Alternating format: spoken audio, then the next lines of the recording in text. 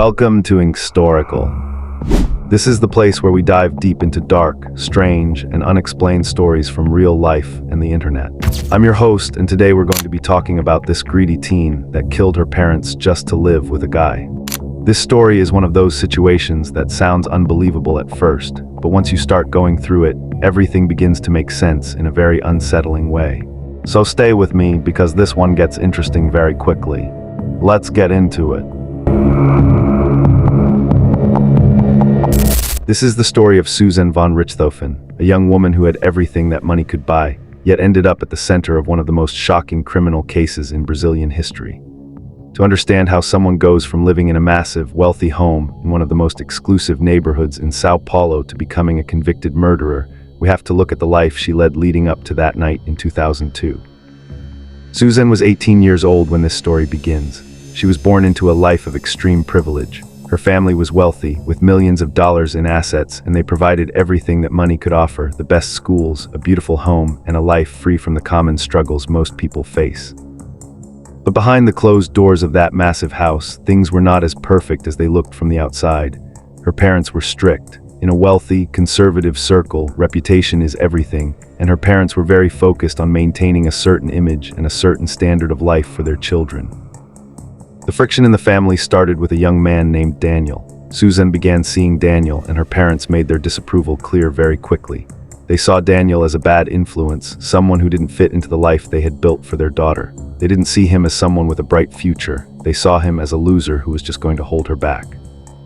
For Suzanne, this disapproval didn't create a divide between her and Daniel. If anything, it created a divide between her and her parents. She felt judged and restricted. It's hard to imagine the kind of social pressure that exists in these types of families, where your choices are constantly scrutinized by your parents and the people in your social circle. In 2002, when her parents went away on vacation, Suzanne saw an opportunity to finally have the freedom she wanted. She invited Daniel to stay at the family home while they were gone. For a few weeks, the house was theirs. There were no parents around to tell them what to do, no one to critique Daniel's presence, and no one to uphold the strict rules of the household. It was a complete shift in their daily reality. They spent that month partying, drinking, and using drugs, existing in a bubble of their own making. It was a total escape from the pressure of her parents' expectations. But that freedom was temporary. Eventually, her parents returned from their trip, and the reality of the situation came crashing back down on them. They were furious to find Daniel still there. The tension in the house must have been suffocating.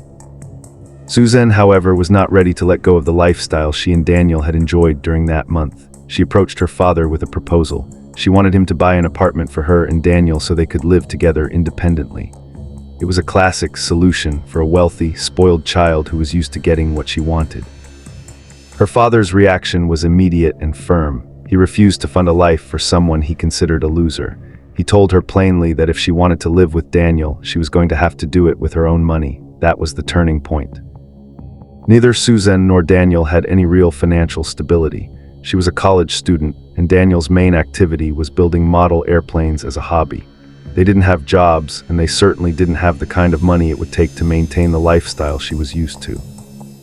Faced with the choice between her parents' support and her relationship with Daniel, Suzanne chose the relationship. But in her mind, she wasn't just choosing a boyfriend. She was choosing a way out of the life she found restrictive. She started thinking about what would happen if her parents were no longer in the picture. The numbers were staggering. The family estate was worth roughly $17 million in US dollars. Beyond that, her father had opened 2 Swiss bank accounts in her name that were worth another $10 million. If her parents were gone, she would have access to all of it. They would be incredibly rich, and they would be able to stay together without anyone telling them no. It is a chilling thought process, but for Suzanne and Daniel, it became a plan. They decided they were going to kill her parents. To try and cover their tracks, they decided they would make it look like a robbery gone wrong. They wanted to stage the scene so the police would assume some random burglars broke in and things escalated. They chose Halloween night to carry out the act. It's a strange detail, considering Halloween isn't a major holiday in Brazil, but for them, it was just the date they settled on. They also decided they needed help, so they recruited Daniel's brother to assist them. On the night of October 31, 2002, the three of them, Suzanne, Daniel, and his brother, spent their time getting high. They smoked marijuana and sniffed paint thinner and glue. It It seems like a desperate, reckless way to prepare for something as permanent and violent as murder, but it highlights just how detached they were from the reality of what they were about to do. They weren't thinking about the consequences, they were only thinking about the money and the freedom. When they finally arrived at the house, the plan was put into action. Suzanne, who lived there, disabled the security system from the inside. She let the two men in. This is a moment that feels particularly dark when you think about it. A daughter inviting men into her family home to kill her own parents. She stayed in the living room while Daniel and his brother made their way upstairs. They were armed with iron rods. They snuck into the bedroom where her parents were sleeping and began a brutal, violent assault. They beat her parents with the rods as hard as they could. It was chaotic and horrific, and neither parent survived. After the violence, Suzanne, Daniel, and the brother tore the house apart, trying to make it look like a messy robbery. They found $7,000 in cash in a safe, money her parents kept in US dollars, and took it. When they left, they went to great lengths to create alibis. Suzanne and Daniel checked into a motel to ensure they had a witness or a record of their location, while Daniel's brother went to a fast food restaurant to do the same. The next morning, Suzanne returned to the house, discovered the crime scene, and called the police. This is where the story starts to unravel. When the police arrived, they didn't see a grieving, distraught daughter. They saw someone who was oddly composed. She wasn't crying, she wasn't in shock. She was just there, acting as if nothing major had happened. In a small town or a tight-knit community, news like this travels fast, and the way someone acts in the face of tragedy is often the first thing people notice. The investigators were suspicious from the start. Aside from her weirdly calm demeanor, the crime scene didn't make sense. The house wasn't ransacked in a way that suggested a professional or even a desperate burglar. Only the cash was taken, all the other valuables were left untouched. That usually means it was an inside job. Then they found out the security system had been turned off from the inside. The list of suspects narrowed down to almost no one else but Suzanne. However, suspicion isn't proof. The police didn't have enough evidence to make an arrest. The days following the murder were a strange, morbid performance. A few days later, a funeral service was held for her parents. As fate would have it, that day was also Suzanne's 19th birthday. Immediately after laying her parents to rest, she threw a birthday party for herself. It is hard to comprehend that level of callousness, but for her, the immediate threat of being caught was fading, and she was already moving on to her new life. It seemed like they had gotten away with it. They had their story, they had their alibis, and they had the promise of a fortune. But then the brother made a massive, avoidable mistake. Just a day after the murders, he bought a brand new motorcycle. Everyone who knew him knew he was broke. He didn't have a job, he didn't have savings, and he certainly didn't have a source of income that would allow for such a luxury. The kicker was how he paid for it. He paid in US dollars, the exact currency stolen from the family safe. In Brazil at that time, using cash in a foreign currency for a big purchase was not common. It was a red flag that immediately caught the attention of the dealer, who then alerted the police. It was such a simple, amateur error, but it broke the whole case open. The police brought the brother in for questioning. Once they started pushing him about the motorcycle and the cash, he completely fell apart. He confessed to everything and implicated Suzanne and Daniel. They were arrested shortly after. The aftermath of the arrest was just as bizarre as the crime itself.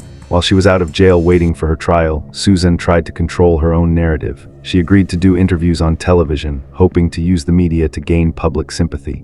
She wanted people to see her as a tragic figure, not a cold-blooded killer. There is one moment in particular that turned the tide of public opinion forever. A Brazilian television network arranged an interview with her. She met with them and they put a microphone on her before the cameras started rolling. She didn't realize the mic was already live. While they were waiting, her lawyer could be heard coaching her on how to act. He was telling her, "You need to cry on camera, you need to look sad, generate some sympathy." The network decided to air the footage, including the rehearsal. That was the end of any sympathy she might have had. The public saw exactly what she was, a performer trying to manipulate them. The reaction was immediate and harsh. People felt betrayed, disgusted, and angry. It was a complete disaster for her image.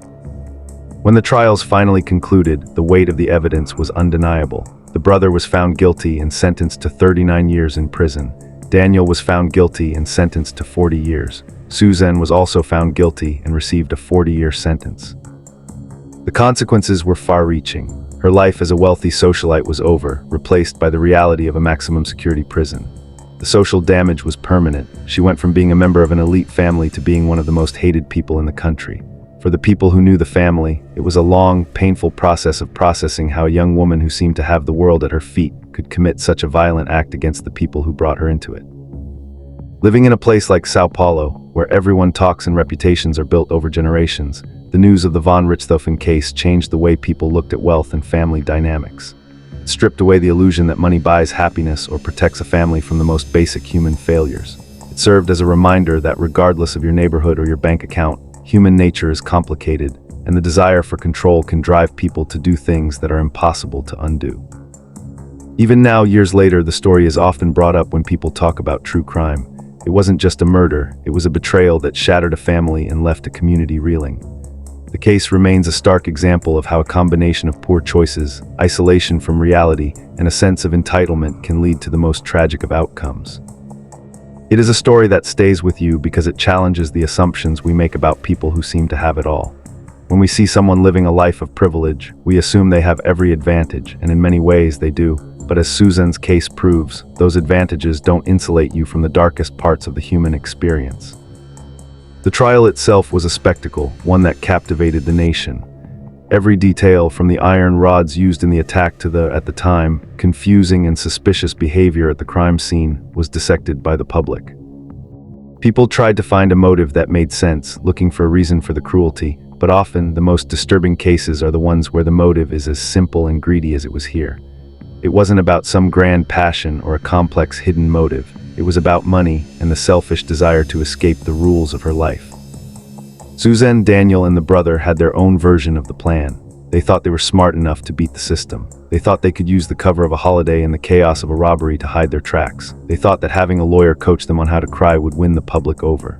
They underestimated the police, they underestimated the significance of an unusual cash purchase, and they definitely underestimated the public's ability to see through a fake performance. The impact of the case on the legal system and the media landscape in Brazil was significant. It forced a conversation about how the media handles high-profile crimes and the responsibility of the press when it comes to interviewing suspects who are clearly trying to manipulate public perception. It also highlighted the importance of forensic investigations in cases that might otherwise be dismissed as robberies. Thinking about the timeline, it is striking how quickly everything changed. In a matter of weeks, the von Richthofen family went from a household with a future to a name synonymous with a gruesome tragedy. The transition from the life of a wealthy teenager to a prison inmate serving a 40-year sentence is something that happens in the blink of an eye in legal terms, but the reality of that shift is something that ripples out for years. For anyone looking at the case today, it is a reminder of the fragility of life and the dangers of living in a bubble. The isolation that Suzanne and Daniel created for themselves, away from the feedback of the real world and the consequences of their actions, allowed their plan to grow and fester. When you lose touch with the community around you and only focus on your own immediate desires, you lose the ability to see the humanity in others. That is essentially what happened here. They saw her parents not as people, but as obstacles to the life they wanted. As we look back at the case, it's not just about the horror of the night in 2002. It's about the series of small, misguided choices that made it possible. From the decision to invite Daniel into the house against her parents' wishes, to the choice to prioritize money over family, every step taken was a step toward that outcome. It is a sobering look at how quickly things can go wrong when morality is replaced by convenience. The case of Suzanne von Richthofen serves as a permanent mark in the history of Brazil. It changed the way people think about wealthy families, it changed the way the media covers crime, and it changed the lives of everyone who was involved. It is a story that has been told many times, but the core of it remains the same. A tragic, cold-blooded act that was never going to end the way the perpetrators wanted it to. It stands as a testament to the fact that no matter how much you try to hide the truth, it has a way of coming to the surface, and usually in the most unexpected and permanent ways. Looking at the scope of the case, from the life of privilege to the reality of the prison cell, we see a complete arc of a life destroyed by its own hands. It wasn't an accident, it wasn't a mistake, and it wasn't a tragedy that couldn't have been avoided. It was a conscious choice made by people who thought they were above the consequences of their actions, and in the end, the system worked as it was supposed to. The facts were gathered, the truth was told, and the people responsible were held to account for what they did. It is rare that we get such a clear look at the internal world of a case like this. Through the recordings, the confessions, and the public trials, we were given a glimpse into the minds of those who committed the act, and what we saw wasn't a complex mystery, but a simple, dark desire that consumed everything in its path. It is a reminder that the most dangerous things are often the ones we think we can easily control, right up until the moment they spiral out of our hands. The community in São Paulo, the families affected, and the public who followed the trial have all moved on in their own ways, but the story of that night in 2002 remains a part of the city's history. It is a story about money, about greed, and about the devastating power of a single decision to destroy everything. It is a story that continues to resonate because it hits on the basic, grounded realities of human life, family, trust, and the consequences of the things we choose to do when we think no one is watching. The investigation process, from the initial suspicion at the crime scene to the breakthrough with the motorcycle purchase, shows the methodical nature of police work.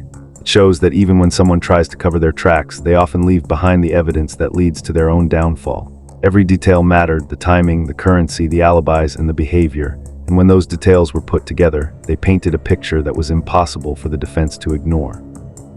In the end, there is no happy ending to this story. There is no lesson that excuses what happened.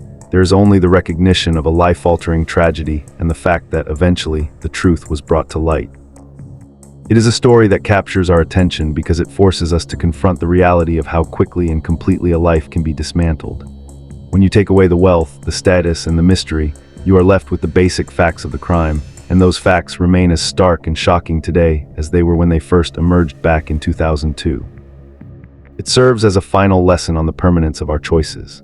The actions taken on that night in 2002 were meant to unlock a future for Suzanne and Daniel, but instead, they permanently closed the doors on the lives they had known. They traded their freedom, their reputations, and their future for a fantasy that never stood a chance of becoming real. And for that, they are living with the consequences, just as everyone around them is living with the aftermath of what they did. What do you think is the most disturbing part of how Suzanne tried to manipulate her way out of the situation?